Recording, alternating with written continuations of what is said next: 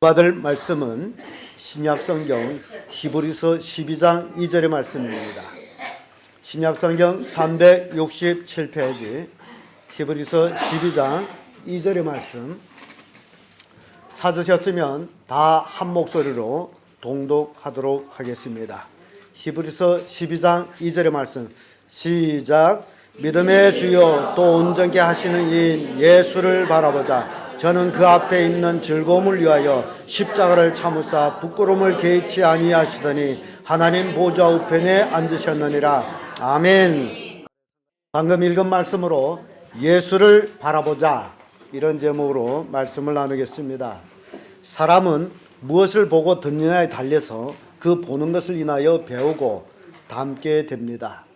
자식들이 부모를 닮는 것은 여러 가지 요소가 있습니다만은 DNA 요소를 인해 가지고 닮기도 합니다만은, 그러나 그보다도 더 중요한 것은 자식들이 부모님과 함께 살면서 그동안 듣고 보고 느끼는 것을 배우고 그렇게 또 살아가고 있다라는 사실입니다. 그래서 인생은 어찌 보면 배움입니다. 아무것도 모르고 벌거숭이로 어머니 뱃속에서 태어나서 그러고 나서 쭉 살아오면서 그 환경을 따라서 뭔가를 배웁니다. 잘못된 부모들 슬하에서 자라게 되면 그 자녀는 잘못된 것을 배우고, 또 훌륭한 부모의 슬하에서 자라게 되면 그 자녀들은 훌륭한 것을 또 배웁니다. 여러분들은 어떤 부모가 되기를 원하는지 스스로 다 알 겁니다. 그런데 자식이 잘 되기를 원한다면 여러분들이 잘 되는 삶을 보여주고 그 삶이 자녀들이 배우고 그렇게 배운 대로 살 때에 그들은 성공할 수 있다는 사실입니다. 특히 할머니들과 같이 자라는 이 손주들을 보게 되면요, 이미 한 세대를 지나 보냈습니다. 어머니 세대하고 이미 한 세대 차이인데 어머니 세대를 지나서 두 세대에, 그래서 세대 차이가 엄청 큰데 할머니들이 손주를 잘 키우려게 되면 이 세대 차이를 극복하기 위해서는 많이 배워야 됩니다. 그리고 손주들한테 아주 신중한 것들을 가르쳐 줘야 돼요. 그런데 할머니들은 배울 꾼은 안 하고 옛날에 살아온 그 모습대로 살아가면서 은행을 하다 보니 어린애들이 배우고 보는 것이 할머니 은행이에요. 그래서 똑같이 어린 노인으로 자랍니다. 그래서 사람들은 그런 얘기를 합니다. 제가 어떻게 돼서 저 속에 영감이 들어찼냐? 애 속에 뭔 영감이 들어차요?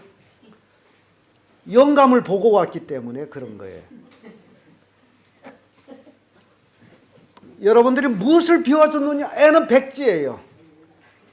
그래서 그걸 배우고 그렇게 살았는데, 아니 얘가 누굴 닮아 이렇게 거짓말 잘하지? 애가 뭔 거짓말 할 줄 알아요? 누군 데서 배운 거예요? 그래서 여러분 참 조심해야 될 것은, 이게 사람이라는 건 배운다라는 겁니다. 배우는 게 사람이에요. 그리고 그 배운 대로 또 삽니다. 그래서 사람은 보고 듣고 느낀 대로 살아가는 것이 사람이다. 그래서 무엇을 보고 무엇을 배웠느냐에 달려가지고 그 인생이 달라집니다. 그 아마추어 첼리스트 피아티코르스라는 사람이 있습니다.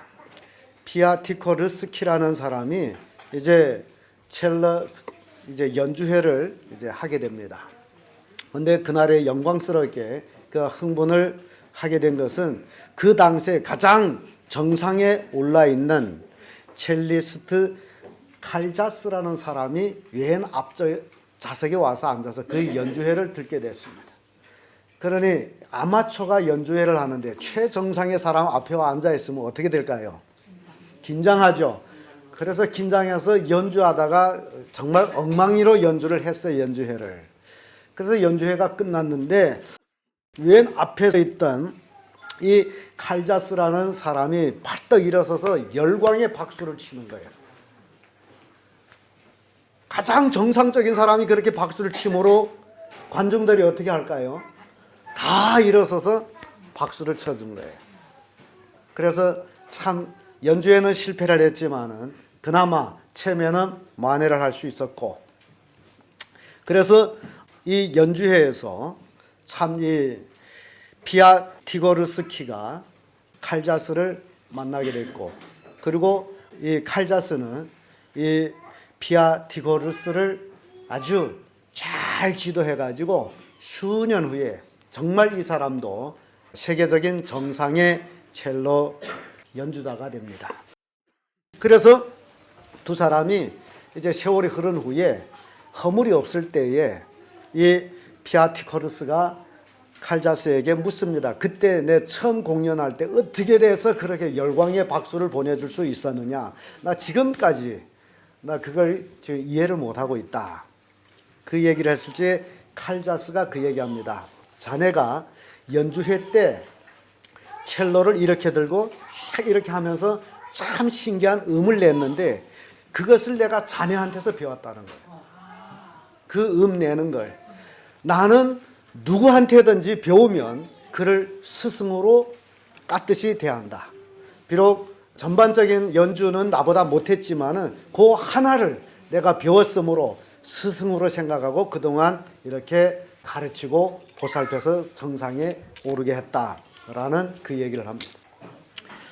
여러분 참 재미있는 이야기입니다만은 많은 사람들이 최정상에 오르게 되면 아마추어들 굉장히 사람 취급을 안 하는 그런 경향이 있는데, 성장하는 사람, 진정한 훌륭한 사람은 모든 사람을 통해서 배우는 사람이다라는 사실입니다. 코 흘리게 꼬마라도 좋고 까맣게 아득한 후배라도 좋고 자기보다 나은 것이 있으면 바로 배우는 사람, 이런 사람이 겸손한 사람이요 성공하는 사람이다 라는 사실입니다. 여러분 우리는 배울 것이 기가 막히게 많습니다. 그럼에도 불구하고 배우지를 않습니다. 왜냐하면 자기 고정관념 속에서 내가 이 정도면 되지 뭘 또 배우냐 이러는데 아니에요. 사람은 죽을 때까지 배웁니다. 죽을 때까지 배워야지. 이 세상 지식은 엄청 많습니다. 옛날에 1000년을 산 사람이 있었어요. 1000년. 아담보다 더 살았네요. 근데 이 사람이 오래 살다 보니 선한 일을 많이 해야 되는데 오래 살다 보니 꾀가 생겨가지고 다니면서 나쁜 짓이란 나쁜 짓은 다 해요. 그래서 나라에서 통보를 내렸습니다. 이 사람을 잡은 사람에게는 큰 상을 줄 것이다. 그래서 상을 내붙였어요. 그런데 1000년을 살았다서 할아버지가 아니고 젊은이에요. 1000년을 살았는데도. 그러니 잡을 길이 없어.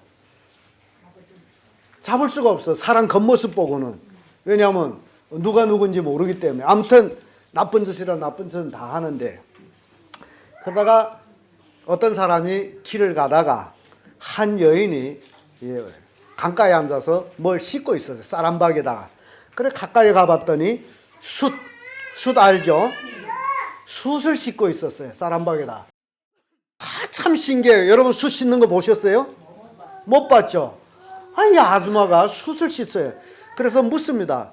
그 숯은 왜 씻어요? 했더니 아줌마가 하는 얘기가 내 이 숯을 씻어서 새하얗게 흰 숯을 만듭니다. 그랬더니 이 사람은 그 소리 듣고 하면서 호호호호 내가 1000년 살다가 숯을 씻어서 희게 만드는 소리는 첫소리로다. 그래서 잡혔다는 겁니다. 여러분 지혜라는 게 참 신기합니다. 여러분들이 정말 배움의 삶 속에서 좋은 걸 배워가지고 가족에나 또 가문에나 여러분들이 이웃에 좋은 영향을 미치시기를 바랍니다. 사도 바울은요 고린도전서 14장 31절에 이런 말씀합니다. 너희는 다 모든 사람으로 배우게 하고. 모든 사람으로 다 뭘 하게 하라? 배우게 하라. 자, 여기서 참 신기한 것을 우리는 깨닫게 되는데, 왜 성경이 들어가는 나라마다, 기독교 복음이 들어가는 나라마다 그렇게 지적으로 물질적으로 크게 성장할 수 있었느냐? 그 원인이 여기에 있습니다. 모든 사람으로 뭘 하게 하라? 배우게 하라. 자, 이게 모든 사람으로 배우게 하는 것이 굉장히 중요한 거예요. 그래서 여러분들이 교회에 나와서 배우는 게 굉장히 많죠. 사회에 있기보다도 교회에 나오면 다른 것들을 배우게 됩니다. 그 배웠다라는 것은 여러분들이 지식적으로만 남기지 말고 그 배운 대로 살아갈 때 여러분들이 교회에 나와서 말씀 듣고 배우고 그 말씀대로 살아갈 때 그 배움이 여러분들한테 힘이 되고 능력이 됩니다. 그런데 배우고 살지 않게 되면 그건 아무 의미가 없습니다.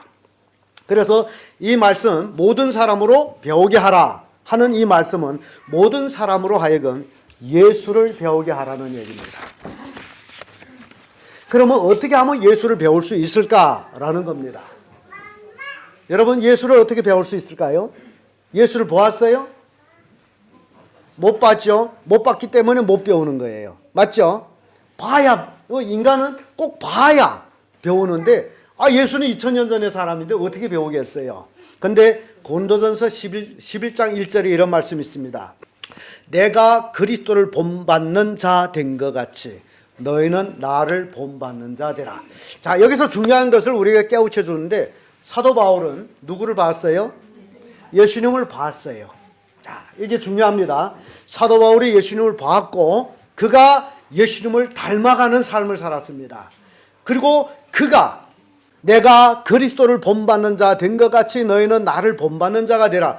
여기서 너희는 누구를 가르치고 있습니까?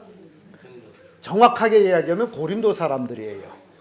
왜냐하면 이 고린도 전서이기 때문에 고린도 사람들에게 내가 그리스도를 본받은 것처럼 너희는 나를 본받는 자가 되라. 예수를 배운다라는 것은 먼저 예수 믿은 사람의 신앙을 배우게 됩니다. 이게 배우는 거예요. 그러면 여러분들이 먼저 예수를 믿었다면 여러분들은 어떤 삶을 살고 있느냐라는 것입니다. 정말 먼저 믿은 사람들이 삶을 배우고 있는지 아니면 그 삶을 배우지도 않고 지멋대로 예수 믿는 척 하고 있는지 이게 중요한 거예요. 사도 바울은 전적으로 그리스도를 본받는 자였습니다. 그리고 바울은 고린도에 복음을 전해준 사람입니다. 고린도에 복음을 전했고 고린도 사람들이 바울이 전한 복음을 받고 예수 믿었어요. 그렇기 때문에 내가 그리스도를 본받는 자 된 것 같이 너희는 나를 본받는 자 되라 라고 말씀한 거예요. 자, 사랑하는 성도 여러분, 여러분들은 지금까지 신앙생활하면서 무엇을 배웠습니까? 그리고 먼저 예수를 믿었다면 후에 믿는 사람들에게 무엇을 보여주셨습니까? 여러분, 새신자들은요 와서 누구를 보는지 아십니까? 먼저 이 교회 집사들을 봐요. 집사들은 집사들이 저녁 예배 안 나온까나 우리도 안 나가도 되는구나. 이게 다 말로 배워주는 게 아니에요. 보면 배우는 거예요. 집사들이 성경 안 읽거나 우리도 안 읽어도 되는구나. 왜냐하면 집사들이 그렇기 때문에. 집사들이 기도를 안 하기 때문에 우리가 기도 안 해도 되는구나. 그 다음에 더욱 중요한 것은 아이고 집사라는 사람이 술 먹고 취하네. 아이고 우리도 먹어도 되겠네. 아닙니까? 새신자들 한번 얘기해 보세요. 아니에요? 집사가 술 먹는데 우리야 먹지 뭐. 조금 먹어요?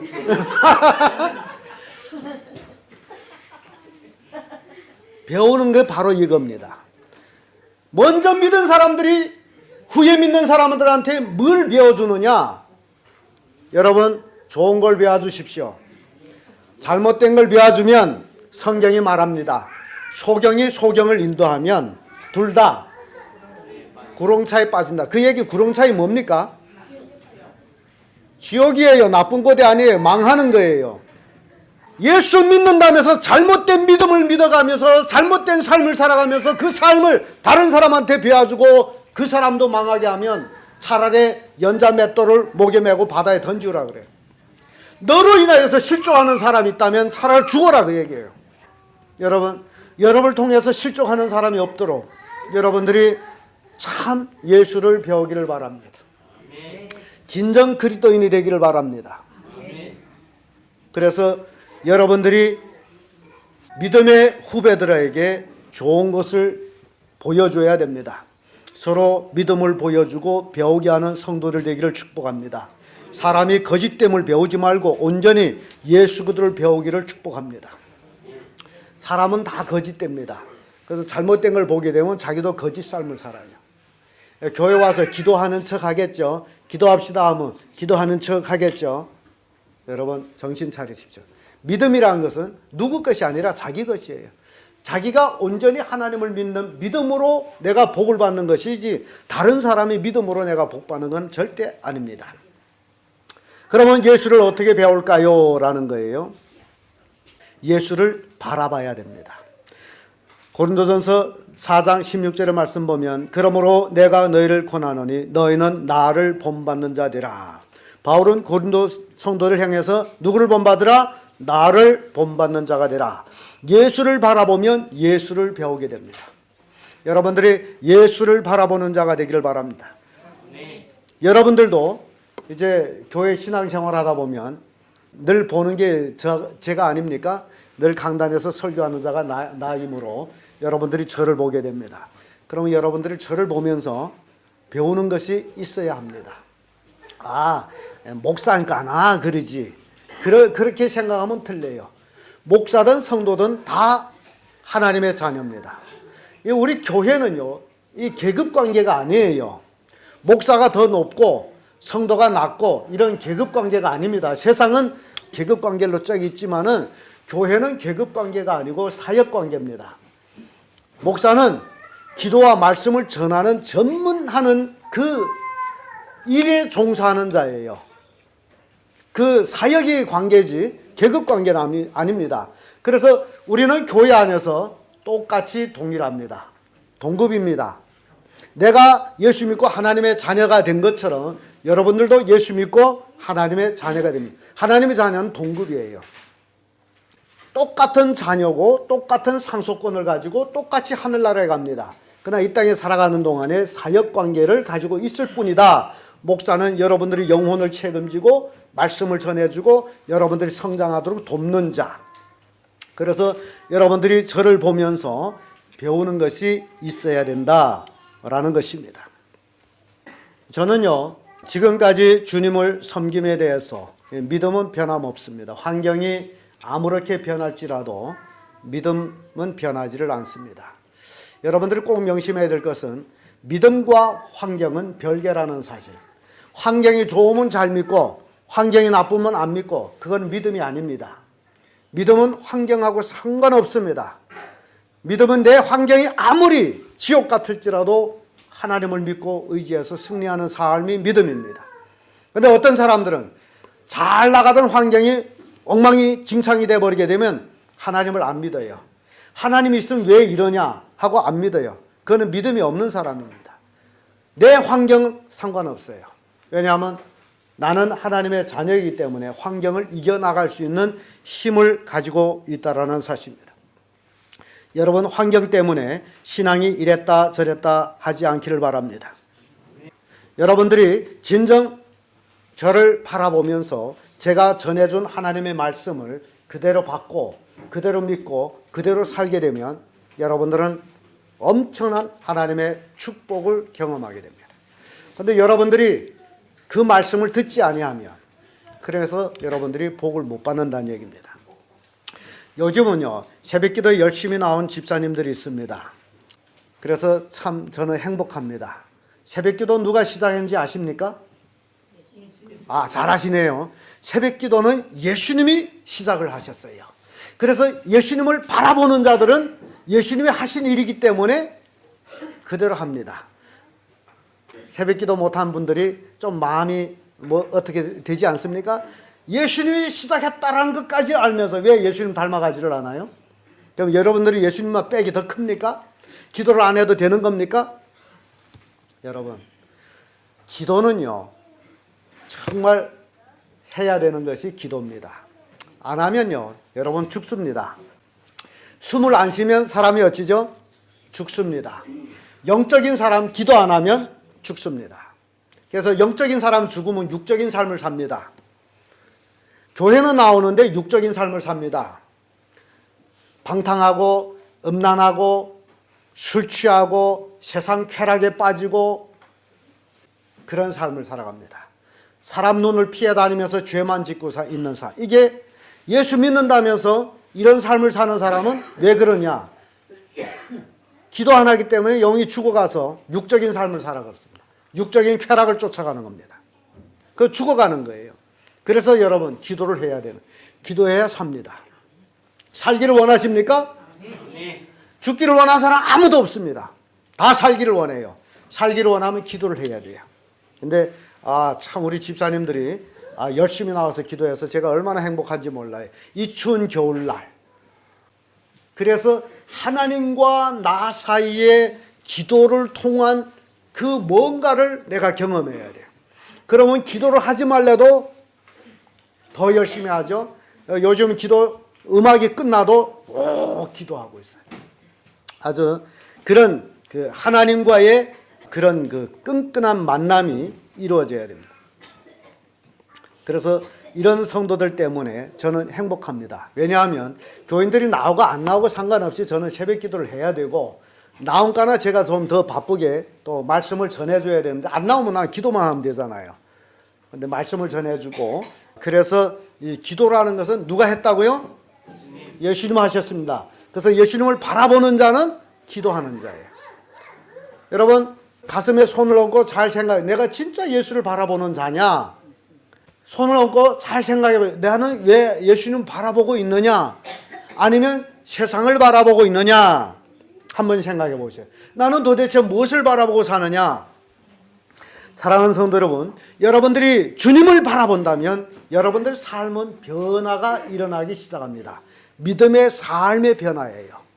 여러분들이 믿음의 삶의 변화를 일으키게 되면 여러분 가족에서도 변화가 일어납니다. 우리 엄마 예수 믿더니 달라졌네. 우리 아빠 예수 믿더니 달라졌네. 우리 마누라 예수 믿더니 달라졌네. 우리 남편 예수 믿더니 달라졌네. 이런 것들이 변화가 일어납니다. 그런데 가족에 가서 얘기하면 우리 아무개가 예수 믿어요. 왜 우리 모르죠? 그럼 이게 뭐예요? 변화 있었다 없었다? 가족 식구도 예수 믿는 거 모르고 있었다면 이거 변화 있어요 없어요? 여러분 정신 차리십시오. 예수를 바라보면 변화가 일어나기 시작합니다. 그러나 세상을 바라보면 실망과 좌절뿐입니다. 세상을 바라보면 욕심과 정욕과 죄악에 빠져 신앙을 버리게 됩니다. 자신의 인생을 망치게 됩니다. 여러분 세상을 바라보지 마세요. 세상을 바라보고 배우면 여러분 인생은 망합니다. 망하기를 원합니까? 망하기를 원하는 사람 아무도 없어요. 근데 왜 세상을 바라보고 세상을 쫓아가고 세상 사람들과 똑같이 쾌락과 즐거움과 방탕과 음란을 쫓아가느냐 말이에요. 그게 살자고 하는 짓입니까? 죽자고 하는 것이죠. 세상을 바라보면 이렇다는 얘기예요. 자, 그러면 성경에 이렇게 세상을 바라보고 망한 사람이 없나? 있습니다. 아브라함 조카 롯은 세상을 바라보아 물질을 따라갑니다. 세상을 바라보게 되면 물질을 따라갈 수밖에 없어요. 물질을 따라가게 됩니다. 그는 세상을 향하여서 물질을 따라갑니다. 세상 향락에 빠집니다. 왜 그러느냐? 그는 물질 때문에 물질을 따르기 위해서 영적인 리더 아브라함을 무시합니다. 여러분들이요 목사의 말을 무시하게 되면 다 그것이 여러분들한테 화로 돌아간다는 사실. 제가 여러분들한테 할 얘기 없어서 여기서 시간을 팔고 있습니까? 하나님의 말씀의 대리자로서 여러분들한테 전해주고 있는데, 그때 당시 아브라함이 그래요. 아브라함을 통해 가지고 하나님의 축복이 임하는데, 롯은 괜히 내가 삼촌 따라다니며 고생하는데 삼촌하고 같이 살아서는 안 되겠다. 삼촌을 무시하고 삼촌과 싸웁니다.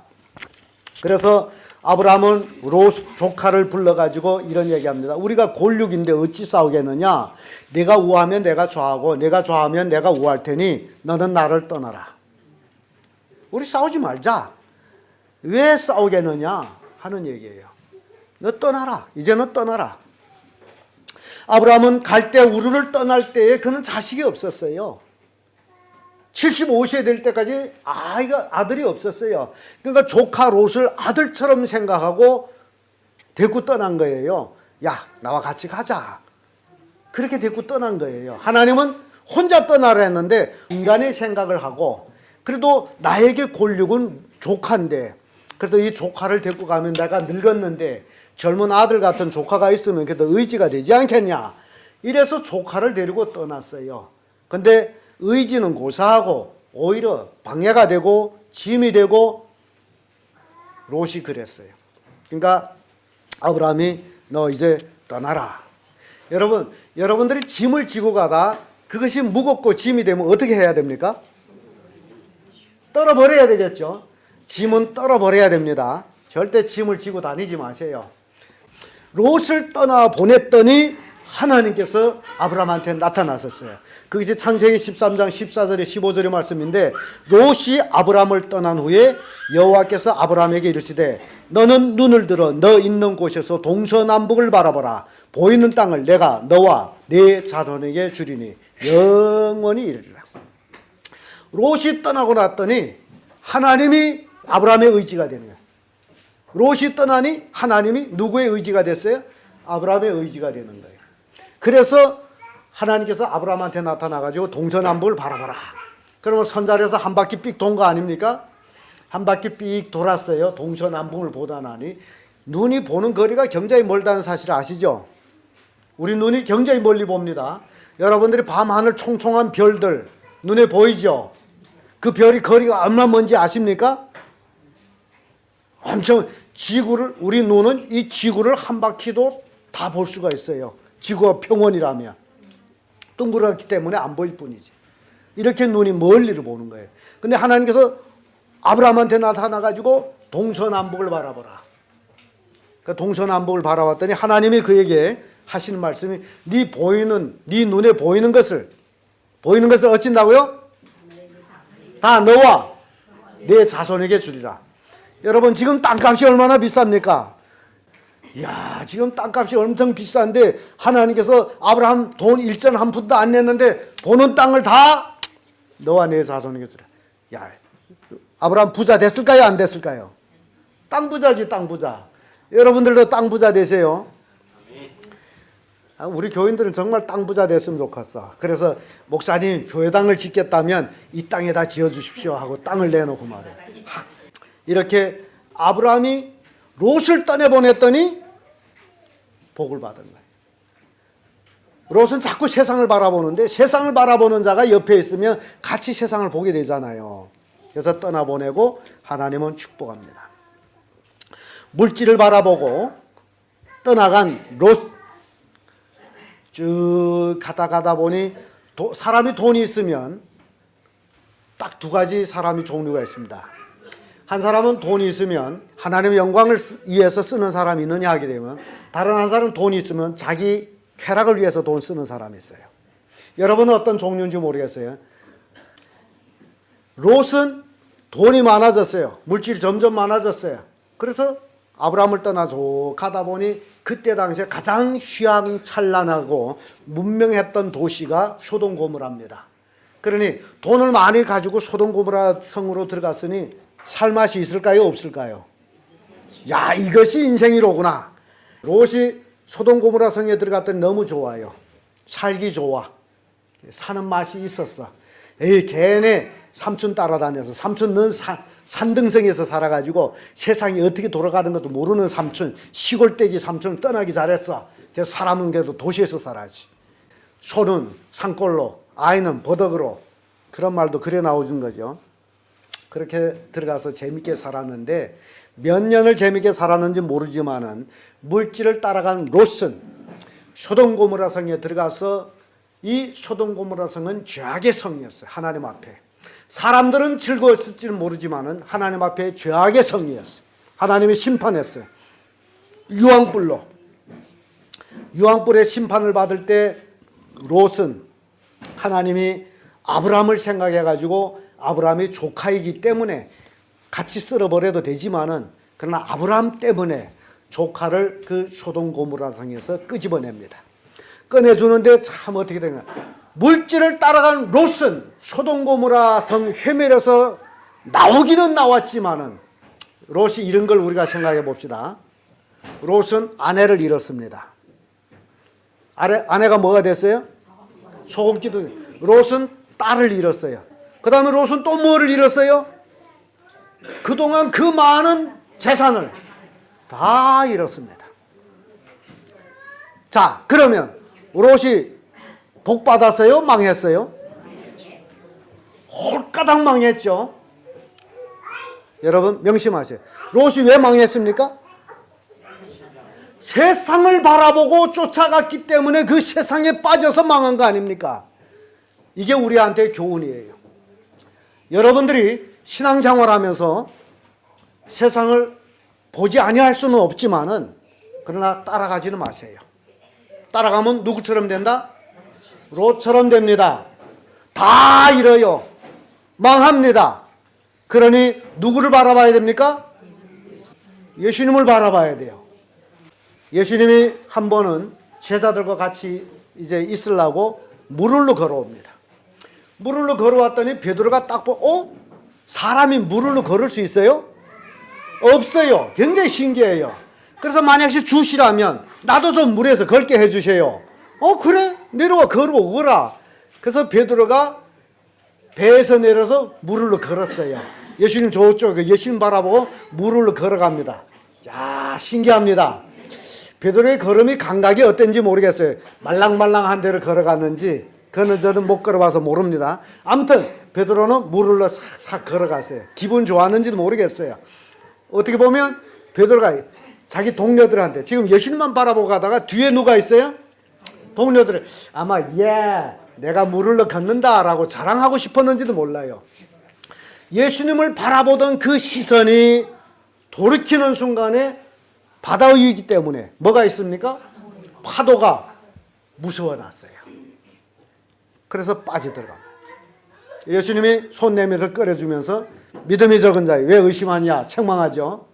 제가 이 얘기를 하는 것은요, 베드로가 바다를 봤다. 성경에 늘 표현하는 건 바다는 세상으로 표현됩니다. 그래서 우리 신앙인들이 예수님만 바라보고 나가야 실수가 없지, 예수님 바라보다 시선이 세상을 향하면 세상에 빠지게 되어 있습니다. 세상에 푹 빠집니다. 이 세상은 우리가 빠질 좋도록 되어 있어요. 조금만 방심하면 타락하게 되어 있어요. 그러니 누구만 바라봐야 돼요? 예수님만 바라봐야 돼요. 예수님을 바라보면 타락하지를 않습니다. 그러나 세상을 바라보면 세상에 빠져들기 시작합니다. 그게 무서운 거예요. 세상에 빠져들면 나오기 어려워요. 베드로가 예수님이 꺼내졌지 내버려두면 어떻게 됩니까? 세상에 빠져 죽어야지. 롯처럼. 여러분, 우리 인생 살아가면서 누구만 바라봐야 된다고요? 예수님만 바라봐야 됩니다. 예수님만 바라보면 우리는 만사옥행입니다. 예수님만 바라보면 우리는 형통한 삶을 삽니다. 예수님 떠나서는 우리가 아무것도 할 수 없다라는 사실입니다. 예레미야 42장 19절 말씀 보면 유다의 남은 자들아 여호와께서 너희 일로 하신 말씀에 너희는 애굽으로 가지 말라 하셨고 나도 오늘날 너에게 경계한 것을 너희는 분명히 알라. 하나님께서는 예레미야 선지자를 통해 가지고 유다 백성들을 향해서 어디로 가지 말라? 애굽으로 가지 말라. 네가 이 땅에 있으면 내가 네 하나님이 되고 너의 보호자가 되지만은 네가 애굽으로 가게 되면 너희들이 애굽에 갔다 할지라도 군사들이 너희들 거기서 끄집어내서 너희들 죽일 것이다. 성경에 애굽 하는 얘기는 세상을 늘 얘기합니다. 세상은 애굽으로 해요. 그리스도인들이 애굽에서 탈출해 나왔어요. 이스라엘 백성이 애굽에서 나왔어요. 근데 다시 애굽으로 들어간다는 것은 다시 세상을 들어간다는 거예요. 그러면 망한다는 얘기입니다. 그래서 하나님께서는 애굽으로 가지 말라. 애굽으로 가면 망한다. 왜냐하면 유다 백성들이 바벨론 군대들을 죽이고 두려워가지고 도망하려고 했어요. 애굽으로 도망하려고 했어요. 그래서 예레미야 선지자가 기도하고 열흘 후에 하나님의 응답을 말씀해 주는 게 애굽으로 가지 말라. 애굽으로 가면 너희가 거기 갔을지라도 망하고 이 땅에 있으면 위협한 것 같지라도 하나님이 보호가 될 것이다 라는 말씀을 합니다. 여러분, 왜 우리가 믿음으로 살아야 되느냐? 이스라엘 백성의 출애굽 사건을 우리가 살펴보면 약 200만 명이라 합니다. 수단 잡족, 장정 빼고 여자, 노인, 잡족 하면 한 200만 명 정도 된답니다. 200만 명 정도가 되는 이스라엘 백성이 모세의 인도를 따라서 나온 곳이 광야예요. 광야는 빈들이에요. 이 빈들에는 농사할 수도 없어요. 이 빈들에는 집을 지을 수도 없어요. 그리고 이 빈들에는 먹을 것이 없어요. 이 빈들에는요, 또 물도 없어요. 먹을 것이 없다. 집도 없다. 물도 없다. 사람이 살 수 있습니까? 못 살아요. 그건 기정사실이에요. 그럼에도 불구하고 이스라엘 백성은 이 광야에서 몇십 년 살았다고요? 어떻게 살았어요? 40년 어떻게 살았어요? 하나님이 먹을 것을 주셨고, 하나님이 고기를 주시고, 하나님이 땅땅 굳은 바위에서도 샘물이 콸콸 나게 해주시고, 그래서 40년을 살았어요. 근데 다른 데 기록 오게 되면 40년 동안 발에 신이 해하지 아니하고 이분 옷이 해하지. 여러분 옷이 40년 동안 입고 있었어요? 야, 신기하죠? 신기한 거예요. 이 얘기는 뭐냐? 오늘날 우리에게 교훈을 주는 것은요, 사람들이 하나님을 믿고 하나님을 바라보고 예수님을 따라가게 되면 어떻게 사냐라고 하는 사람이 많아요. 그래도 돈을 벌어야 살지. 맞아요. 돈 벌어야 삽니다. 그러나 이스라엘 백성이 아무것도 없는 데서도 40년을 살았다는 것, 이걸 기억하라는 겁니다. 하나님을 바라보게 되면 망할 것 같지만은 하나님의 복으로 더 잘 삽니다. 그래서 여러분 예수 믿는 나라들 쭉 보세요. 예수 믿는 나라들 잘 삽니까? 못 삽니까? 잘 살죠? 예수 안 믿는 나라가 잘 삽니까? 못 삽니까? 못 살죠? 근데 예수 안 믿는 나라가 더 열심히 일합니다.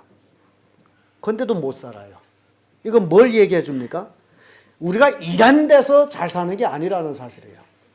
일을 하되 하나님의 복을 받으며 살아야 잘 산다는 겁니다. 그래서 우리는 하나님을 바라봐야 돼요. 하나님만 바라보면 우리는 모든 것으로 하나님의 축복으로 우리가 잘 살 수 있습니다. 여러분 엘리야 시대 때 엘리야 아시죠? 엘리야는 먹을 것이 없었어요.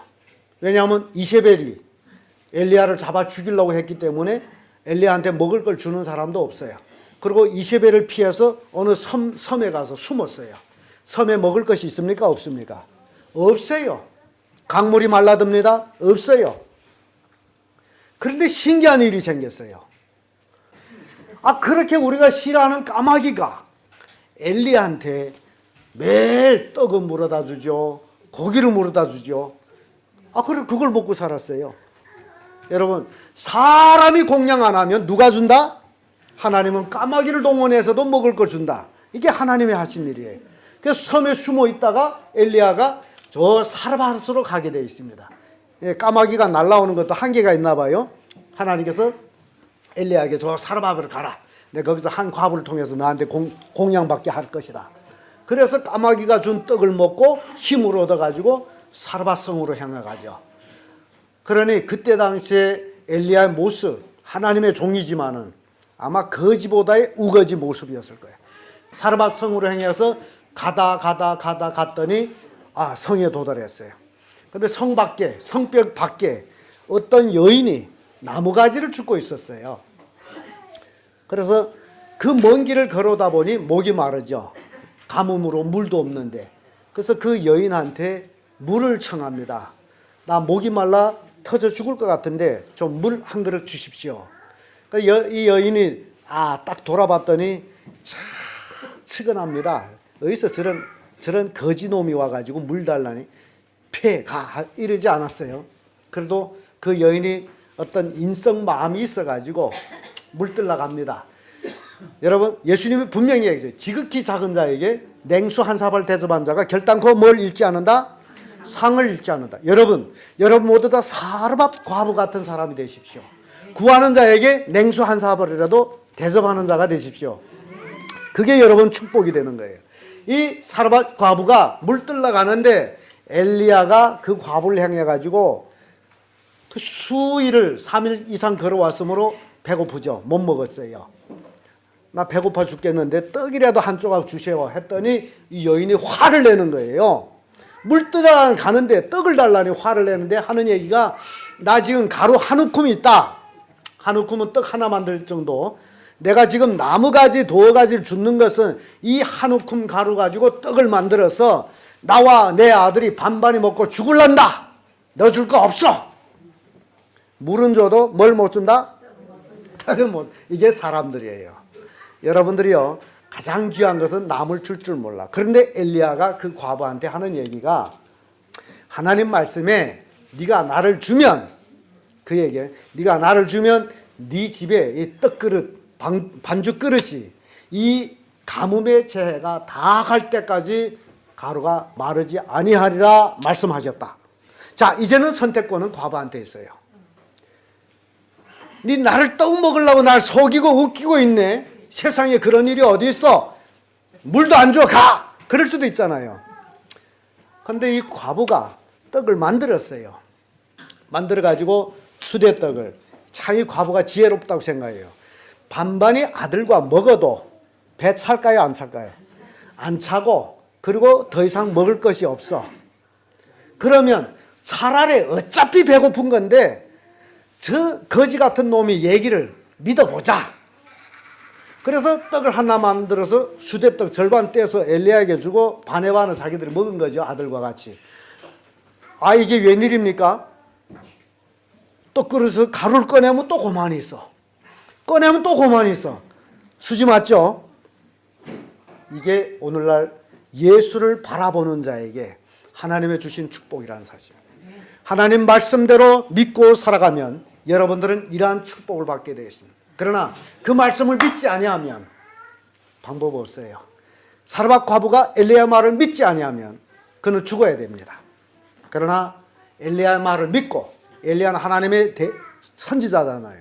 선지자의 말을 믿고 뛰어서 줬더니 결국 3년 반의 가뭄의 흉년 속에서 살아남게 됐다라는 말씀입니다. 여러분, 하나님만 바라보면 험악한 세상에서도 얼마든지 이길 수 있다. 승리할 수 있다. 돈만 의지하지 마세요. 하나님만 의지하시는 성도들 되기를 바랍니다. 이사야 40장 31절에 오직 여호와를 앙망하는 자는 새 힘을 얻으리니 독수리의 날개 치며 올라감 같을 것이요 다른 박질하여도 곤비치 아니하겠고 걸어가도 피곤치 아니하리라. 사랑하는 성도 여러분, 예수님을 바라보면 곤비치 않습니다. 예수님을 바라보면 형통해집니다. 예수님을 바라보면 강건해집니다. 예수님을 바라보면 승리합니다. 예수님 안에 만복이 있습니다. 예수님만 바라보고 예수님을 닮아서 참 하나님의 자녀를 되기를 예수님의 이름으로 축복합니다.